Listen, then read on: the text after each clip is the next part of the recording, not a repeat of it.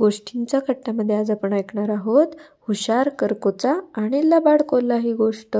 एक कोल्हा असतो आणि एक करकोचा असतो। ते दोघे मित्र असतात। मग एक दिवस कोल्हा करकोच्याला म्हणतो, तू माझ्या घरी ये ना, मी तुझ्यासाठी छान खीर बनवतो। करकोचा म्हणतो, ठीक आहे, चालेल, मी येईन। आणि दुसऱ्या दिवशी करकोचा कोल्ह्याच्या घरी येतो। तेव्हा कोल्हा त्याचं स्वागत करतो, ये मित्रा, तुझं माझ्या घरी स्वागत आहे म्हणतो। आणि त्याला काय करतो, एका पसरट ताटामध्ये खीर देतो। पण करकोच्याला चोचेने ती खीर खाता येते का? नाही येत। कोल्हा सगळी खीर संपून टाकतो।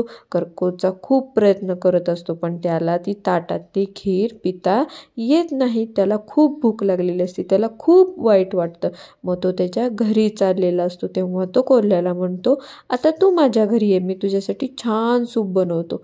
दुसऱ्या दिवशी कोल्हा करकोच्याच्या घरी जातो। तेव्हा करकोचा त्याचं स्वागत करतो, ये मित्रा, तुझं माझ्या घरी स्वागत आहे म्हणतो।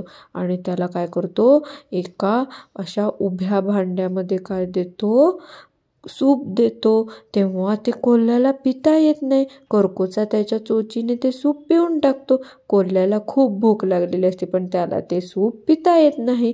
मग कोल्हा घरी चाललेला असतो। तेव्हा तो विचार करतो, आपण करकोच्याला जसं फसवलं तसंच त्याने आपल्याला फसवलं।